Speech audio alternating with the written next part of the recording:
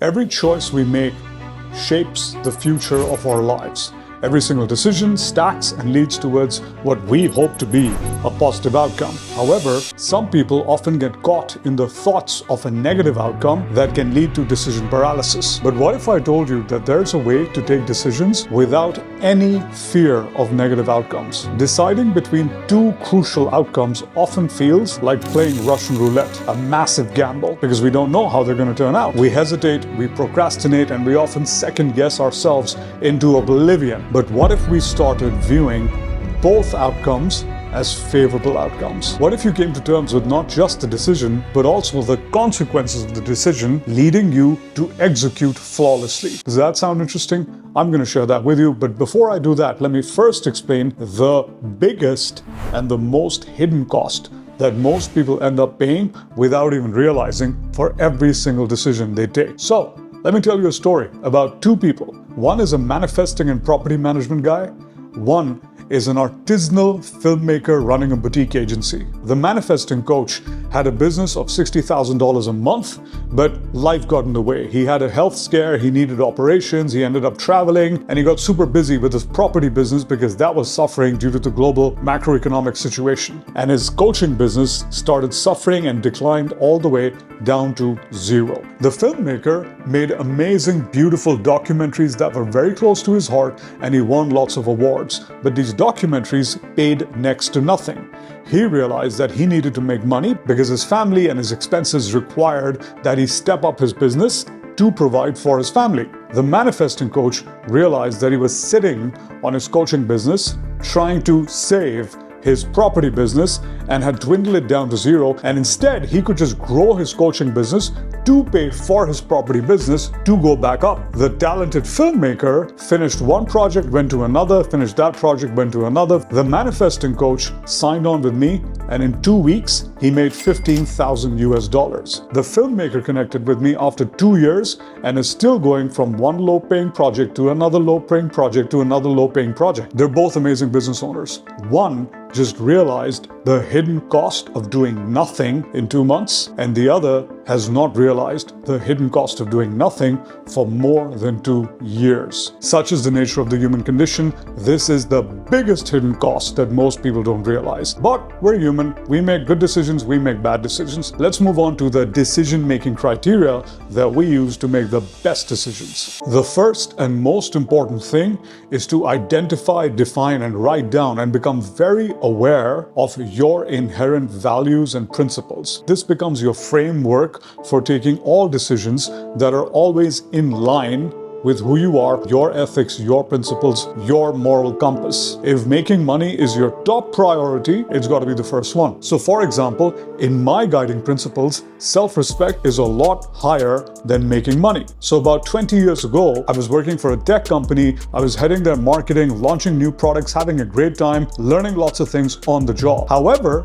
my boss was a very rude person. He treated everyone with a lot of disrespect, myself included. A couple of months into the job, my framework told me it was not worth, because my self-respect was being compromised because of the way this person treated me. So I resigned. They tried to talk me back into it, but I said, nope, not worth it. Moved on, happily ever after. The next thing you need to look at is the probability of the outcome taking place.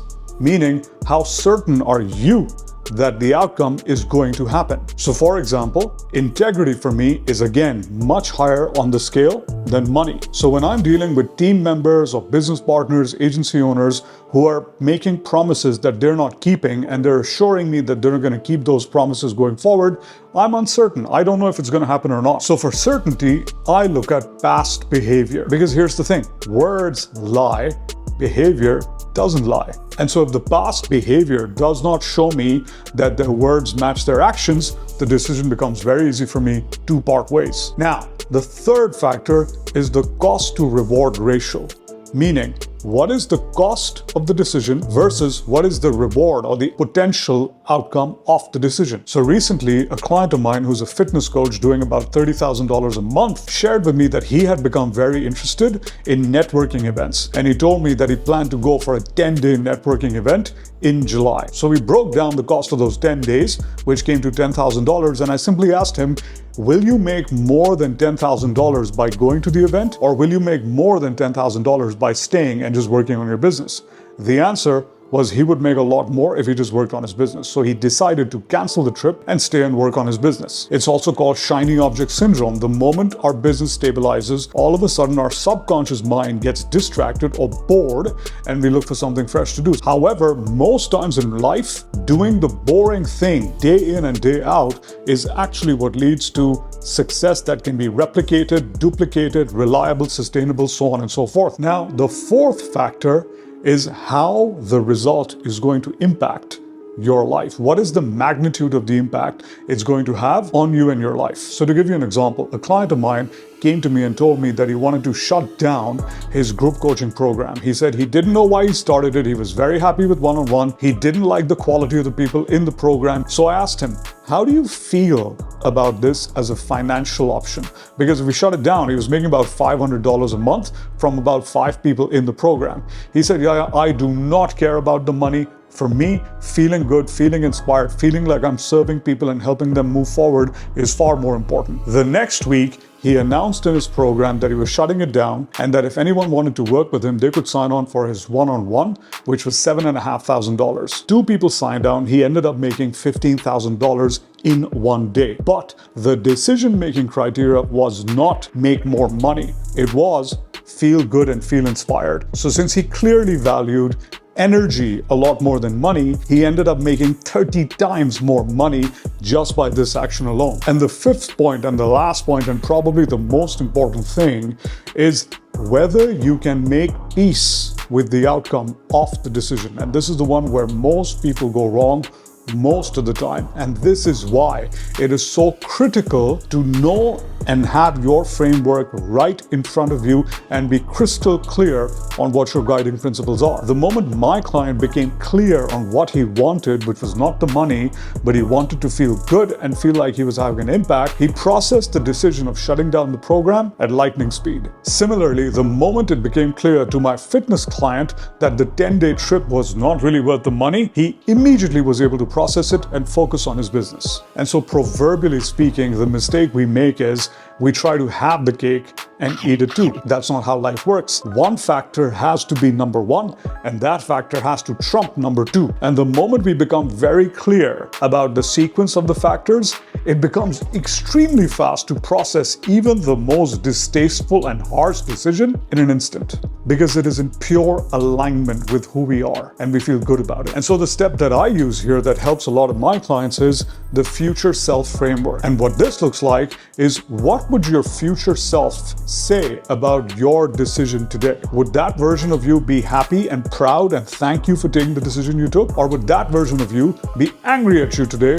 for doing what you're doing or not doing what you should be doing? Another way of looking at this is to be that version and then think about the decision. So if you're in a bad business relationship where you feel like you're being taken advantage of, how would you 5 years from now, 10 years from now, deal with the relationship? Would that version of you still be in this relationship, or would that version of you have exited a long time ago? Now, I personally use this decision-making framework for all business decisions.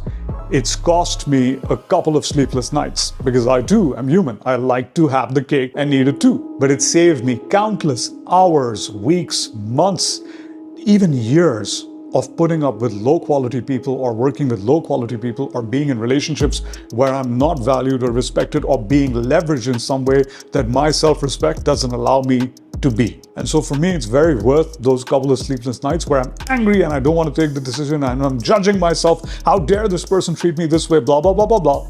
And then I'm like, done, gone. I'm exiting this relationship. Or done, yes, I'm going for this relationship. This is exactly what I want, future self. And so for me, it's been a fail-proof system, not just for taking the right decisions, but for actually having my future self thank me for taking those decisions. I hope this helps you. I'm out of here. I'll see you in the next one. Take care. Bye-bye.